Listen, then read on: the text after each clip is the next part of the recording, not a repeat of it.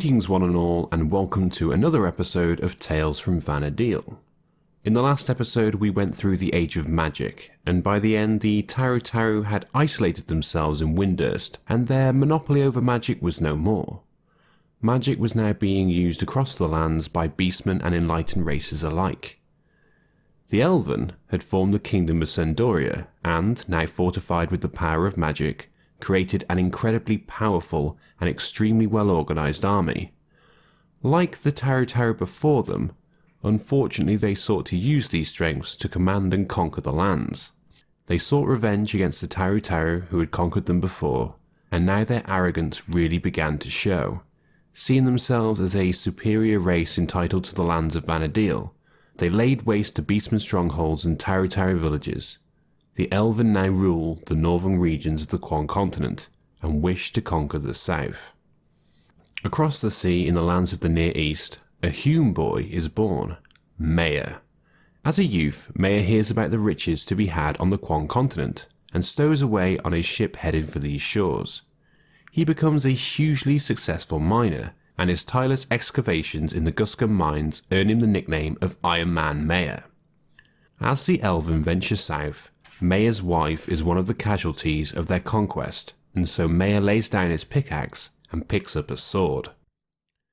With his Galka friend Dala, Mayer forms his own group of soldiers to take down the Elven invaders. They devised a plan wherein they would skirmish briefly with the Elven knights while gradually retreating, leading them into the depths of the canyons.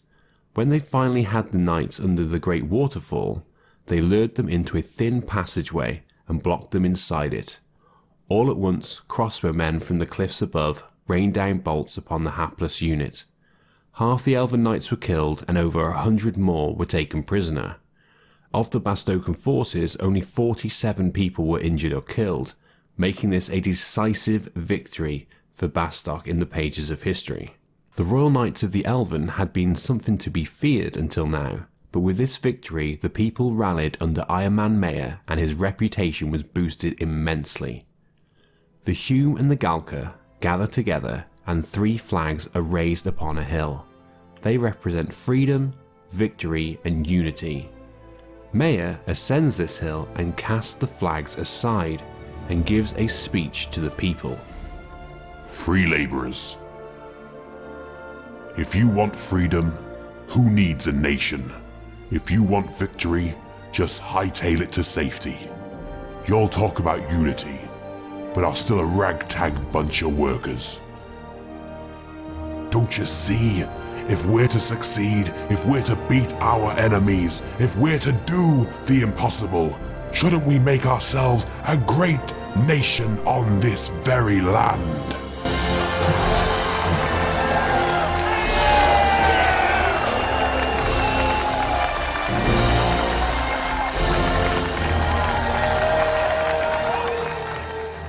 The people cheered to the point that the very canyons of Bastok shook.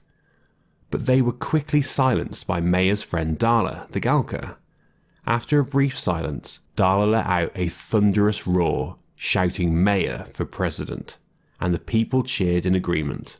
The Republic of Bastok was born, and Mayer was its first president. After being elected as president for life, Mayer sets about forging diplomatic relations with the other countries, and drafts the constitution of the Republic of Bastok. Peace is a strong word, but the Elven Crusade is at least on hold for now. Dala, the Galka warrior, on the other hand, becomes the first commander of the newly formed Department of Defense. However, just 9 years after being elected, Mayer was assassinated by an unknown Galkan youth, and Eroman succeeds him as the second president of Bastok. On an interesting side note, remember the king of the Kudav from the last video? Well, Ludar, realising that his death was imminent, orders his policies for the next 100 years to be carved onto his gravestone as an epitaph, and so he actually continued to reign for nearly 20 years after he'd actually died. The Kudav were not actually aware he was dead. Eventually though, a Kudav named Vogo infiltrated the king's chambers and usurped the throne. Vogo destroyed Dudar's epitaphs, whose insanely long reign was finally at an end. Back to the Elven, and some 50 plus years have passed since President Mayer was killed. The Elven crusade that was on hold was about to resume. Ashaforga, the fourth son of Resfiel, the current Elven king, kills his own stepbrother, who was potentially a contender to becoming the next king, and takes the throne for himself. I've not been able to find the exact cause of death for King Resfiel, only that he witnessed Ashaforga murder his stepbrother and passed away shortly afterwards.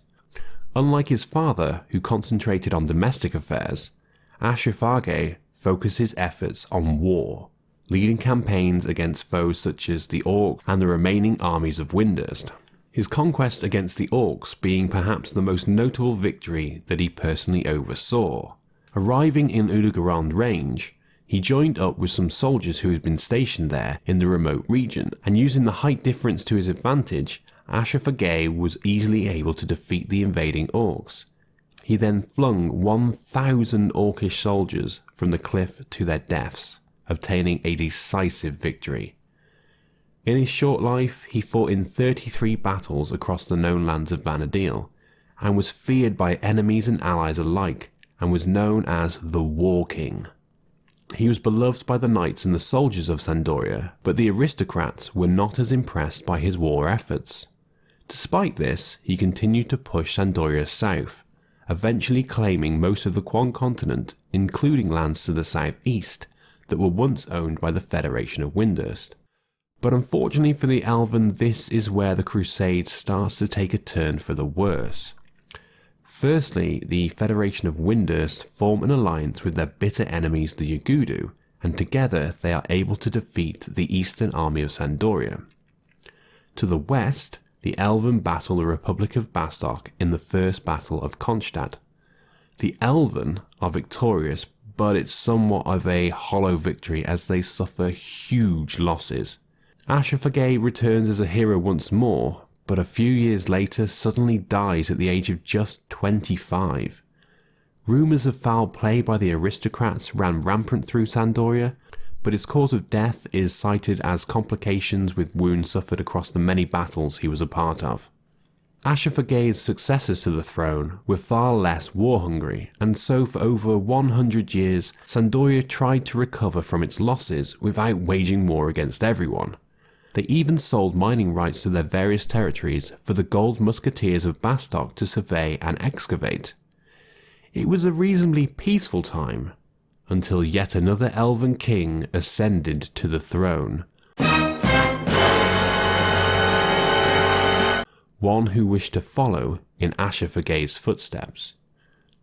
But for now, we'll leave it there, and in the next video we'll dive into the Second Battle of Kronstadt and conclude the Age of Power.